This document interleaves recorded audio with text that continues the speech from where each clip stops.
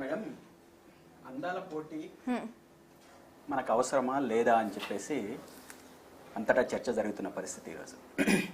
మీరు విపరీతంగా అపోజ్ చేస్తున్న పరిస్థితి కూడా. ఎస్ అంటే అందాల పోటీలు ఈ రాష్ట్ర ప్రయోజనాలని నెరవేరుస్తాయా, నెరవేర్చడానికి అవకాశం ఉందా అంటే ఏ బేస్తోని ఈరోజు అందాల పోటీలను నిర్వహిస్తున్నారు? దాని వలన ఈ రాష్ట్రానికి కానీ, రాష్ట్ర ప్రగతికి కానీ, లేదా రాష్ట్ర పెట్టుబడులకు కానీ, రాష్ట్ర పురోగతికి ఈ అందాల పోటీలు ఏ విధంగా ఉపయోగపడతాయని చెప్పేసి మేము ప్రధానంగా పార్టీ తరఫు నుంచి మాట్లాడుతున్నాం. అదేవిధంగా 6 హామీల్ని అమలు చేయని కాంగ్రెస్ పార్టీ అందాల పోటీల్ని నిర్వహించి ఏం చేయదలుచుకున్నదని చెప్పేసి క్వశ్చన్ చేస్తున్నాం. ఇది ప్రీతి కౌర్ గారో లేకపోతే వంశీ సారో లేకపోతే ఎవరి ఇండివిజువల్ కాదు, ఇది సామూహిక ప్రయోజనాల కారణంగా బీఆర్ఎస్ పార్టీ ప్రత్యేకంగా క్వశ్చన్ చేస్తున్న పరిస్థితి. అంటే నిజంగా ఈ అందాల పోటీల ద్వారా మన రాష్ట్ర ప్రగతికి కానీ, పురోభివృద్ధికి కానీ ఏ రకమైన ఉపయోగం ఉంది అని చెప్పేసి మాట్లాడితే దాన్ని మనం మాట్లాడచ్చు, డిస్కస్ చేయొచ్చు, అది ఏ విధంగా అనేది మాట్లాడుకోవచ్చు. రెండో విషయం ఏంటంటే, అసలు ఆడదంటే అంగంగా ప్రదర్శన చేయటం, ఆ ప్రదర్శన ద్వారా దాన్ని అందం అనే పేరు పెట్టి ఆ పేరుతో మనం ఆనందాన్ని గడపడం అనేది అది ఏ విధంగా కరెక్ట్ అవుతుంది, అది ఏ విధంగా బేస్ అవుతుంది అనంటే, ఇది స్త్రీ యొక్క ఆత్మగౌరవాన్ని దెబ్బతీసే విధంగా తను ఏ విధంగా అయితే ఈ సమాజంలో మెదలాలని చెప్పేసి అనుకుంటుందో దానికి భిన్నంగా ఈరోజు వ్యవహరిస్తున్న తీరు సమాజంలో కనబడతా ఉంది.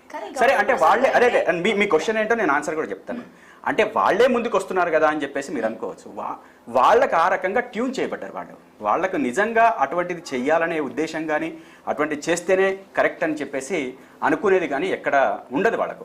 కానీ ఈ పెట్టుబడిదారి సమాజం వచ్చిన తర్వాత ఆ పెట్టుబడిదారి సమాజంలో స్త్రీని ఒక వస్తువుగా చిత్రీకరించడం, స్త్రీకి ఒక మనసు ఉంది, తనకొక హృదయం ఉంది, తనకొక ఆలోచన ఉంది, తనకొక మెదడు ఉంది అనేది పక్కన పెట్టేసి తన అంగాంగ ప్రదర్శనే ప్రథమం కావాలి, దాని వైపే తిరగాలి, దాని చుట్టే తిరగాలి అని చెప్పేసి ఏదైతే ఈ కాన్సెప్ట్ ఉందో, ఈ కాన్సెప్ట్ కారణంగానే ఒక రకమైన డైల్యూషన్ సమాజంలో జరుగుతున్న పరిస్థితి కనబడతా ఉంది.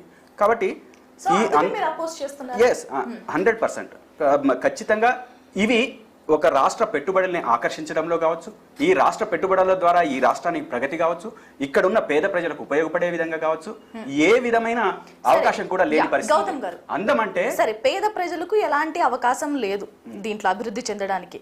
మరి ఫార్ములా ఈ కార్ రేసింగ్ నుంచి ఎలా అభివృద్ధి చెందారు ప్రజలు?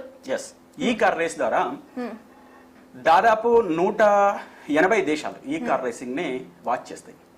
ఈ వాచ్ చేసిన దేశాలు ఈ ఎక్కడైతే మనం కార్ రేసింగ్ పెట్టామో ఇక్కడ పెట్టుబడి పెట్టడానికి వాళ్ళు ప్లాన్ చేసుకుంటారు. ఇది ఇక్కడే కాదు, మొత్తం ప్రపంచవ్యాప్తంగా కూడా వాళ్ళు పెట్టుబడుల్ని ఆకర్షించాలనే ప్రధాన కారణంతోనే ఆ కార్ రేసింగ్ ఇక్కడ కూడా అదే జరుగుతుంది కదా. సుమారు 140 దేశాల నుంచి ఎన్ని దేశాలు పాల్గొంటున్నాయని 3000 మంది ఈ 26 రోజుల పాటు ఇక్కడ స్టే చేయబోతున్నారు. నేను అదే చెప్తున్నాను మేడం, ఇక్కడ ఎంతమంది వచ్చారు, ఎన్ని దేశాలు పాల్గొన్నాయి అని చెప్పట్లేదు. ఈ కార్ రేసింగ్ ద్వారా ఎంత ఇన్వెస్ట్మెంట్స్ తీసుకొచ్చారు రాష్ట్రానికి? లక్షల కోట్లు అని చెప్పేసి మనం గతంలో చెప్పాం కదా. ఇన్వెస్ట్మెంట్స్ అంటున్నారా? దాదాపు 780 కోట్ల రూపాయల కంటే ఎక్కువ. నేను కొంచెం ట్రేడ్ అండి, 700 కోట్లు ట్రేడ్ మాత్రం జరిగింది. ఇప్పుడు ఈ కాస్మెటిక్ ప్రొడక్ట్స్ కానీ, లేదంటే ఆ బ్రాండింగ్ కానీ, లేదంటే ఆర్గనైజర్స్ వచ్చినప్పుడు కానీ, మన హోటల్స్ కానీ ఇంతకన్నా ఎక్కువ జరగచ్చు కదా బిజినెస్. దేని ద్వారా మేడం? దీని ద్వారా అంటున్నా. నేను అంటుంది, నేను కాస్మెటిక్ అమ్ముకోవడం ద్వారా జరిగేది కాదు. నేను స్త్రీ యొక్క మనస్తత్వాన్ని, స్త్రీని ఒక బొమ్మగా, ఆస్తిగా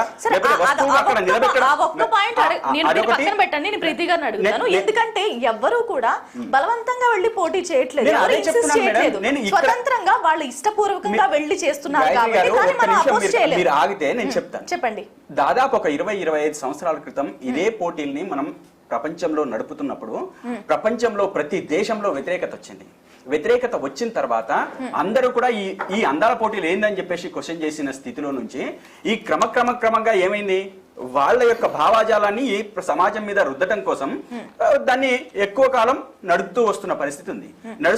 వస్తున్న దాంట్లో సహజంగానే ఎక్స్పోజ్ కావాలనో లేకపోతే నాకు ఒక పేరు రావాలని చెప్పేసి అనుకునే దాంట్లో భాగంగానే స్త్రీకి దానికి తగ్గట్టుగా మోల్డ్ అయింది తప్పితే వచ్చిన వాళ్ళు మోల్డ్ అయ్యారు తప్పితే వాళ్ళు బలవంతంగా ట్యూన్ చేశారంటే ఈ సమాజంలో వాళ్ళు ఎవరండి? ఏ స్త్రీ అయినా నా అంగంగా ప్రదర్శన చూడండి, నా అంగాన్ని బట్టి నాకు అందం ఇవ్వండి అని చెప్పేసి ఎవరన్నా అంటారని, నాకు అందానికి మార్కులు వేయండి అంటారా?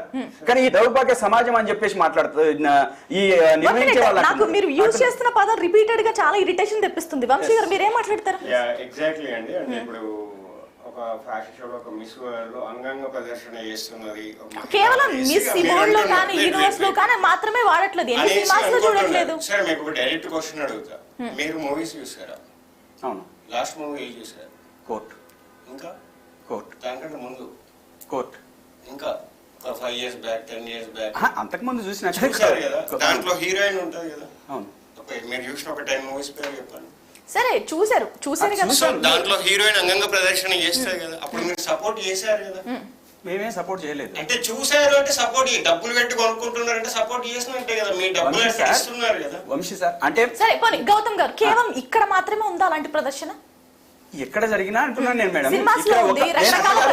ఎక్కడ జరిగినా అది ఎక్కడ జరిగినా గానీ అది క్వశ్చన్ చేసే అంశమే. ఆ క్వశ్చన్ చేసే అంశంగానే మాట్లాడుతున్నాను నేను. అదే విధంగా అది క్వశ్చన్ చేసే అంశం కాకుండా ఉంటే నేను మాట్లాడేవాడిని కాదు. ఇక్కడ జరుగుతున్న మన ప్రయాణాన్ని మనం అబ్జర్వ్ చేయకపోతే మీరు క్వశ్చన్ చేసినంత మాత్రాన్ని ఇది ఆగే ప్రాసెస్ కాదు. 1951 నుంచి ఇంచుమించు జరుగుతూనే ఉంది ప్రధానంగా. ఇప్పుడు తెలంగాణలో ఈ ప్రశ్న ప్రధానంగా రైజ్ అయింది ఎందుకు? ఈ అందాల పోటీల ప్రశ్న ప్రధానంగా రైజ్ అయింది ఎందుకు?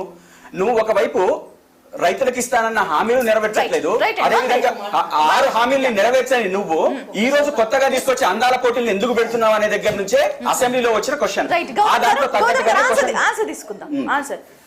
వెంకట్ గారు ఏంటి మీ దగ్గర డబ్బులు లేవు అని మీరే మాట్లాడుతున్నారు. మీకు అలాంటి కెపాసిటీ లేనప్పుడు ఇలాంటి అందాల పోటీలు ఎందుకు, డబ్బులు వేస్ట్ చేయడం ఎందుకు అనేది వాళ్ళ క్వశ్చన్. యాక్చువల్గా గౌతమ్ ప్రసాద్ గారు ప్రోగ్రెసివ్ థాట్స్తో ఉంటారు అనుకున్నా కానీ ఆర్థడాక్స్గానే మాట్లాడే ప్రయత్నం చేశారు. అన్న నేను మిమ్మల్ని పర్సనల్గా క్రిటిసైజ్ చేస్తలేను. ఇప్పుడు ఇవాంకా ట్రంప్ హైదరాబాద్కి వచ్చారు, ఆ రోజు కేటీఆర్ గారు వేదిక మీద ఉన్నారు. మరి ఇవాంకా ట్రంప్ ఏమో శారీస్కొని ఏది వేదిక మీద కూర్చొని మాట్లాడలే, ఆమె కూడా స్కర్ట్స్ వేసుకొని మేడం నా మాట ఒకసారి అర్థం చేసుకోండి. ఆ రోజు ఏం కనపడలేదు కదా. మరి ఈ రోజు కొత్తగా అట్లెందుకు చిత్రీకరణ చేసే ప్రయత్నం చేయాలి? ఈ రోజు ఉన్న అంశం కాదు, వివిధ దేశాల్లో జరుగుతున్న ప్రక్రియ ఇది. సో ఎక్కడనే ఉంటుంది. సో వాళ్ళు ఇంకా ఇట్లా ఇప్పుడు అందాల పోటీలు నిర్వహించడం ద్వారా స్త్రీలు ఇంకా బయటకు వస్తారేమో, ఇంకా వాళ్ళు ఇది అంటే ఇంకా గొప్పగా చిత్రీకరణ చేసుకుంటారేమో, అట్లెందుకు మనం అనుకోవద్దు. సో మేమేమంటున్నాం అంటే మేడం, ఇప్పుడు ఈ కార్ రేస్ కానీ లేకపోతే దీన్ని కానీ ఒకసారి మనం కంపేర్ చేసుకున్నప్పుడు దానివల్ల హైదరాబాద్ బ్రాండ్ ఇమేజ్ పెరుగుతుందని చెప్పి క్లెయిమ్ చేసుకుంటున్న వాళ్ళు, దానివల్ల ఒక రాంగ్ రిపోర్ట్ను రాపించి వాళ్ళే ఒక జాన్సన్ ఒక పేపర్ ఉంటుంది, ఆ పేపర్ ద్వారా వాళ్ళే ఒక రాంగ్ రిపోర్ట్ రాసి దాని ద్వారా ఇన్వెస్ట్మెంట్ వచ్చిందని అనుకుంటున్న వాళ్ళు దీని ద్వారా ఎందుకు రాదు? దీని ద్వారా వస్తుంది కదా, ఎందుకు రాదని అనుకుంటున్నారు మీరు? సో నేను ఇంకో విషయం కూడా చెప్పే ప్రయత్నం చేస్తున్నాను మేడం. 2000 brand image పెరగలేదా? మరి అనుకున్నప్పుడు ఇది కూడా పెరుగుతుంది. అరే ఇది పెరగదా స్వామి? నేను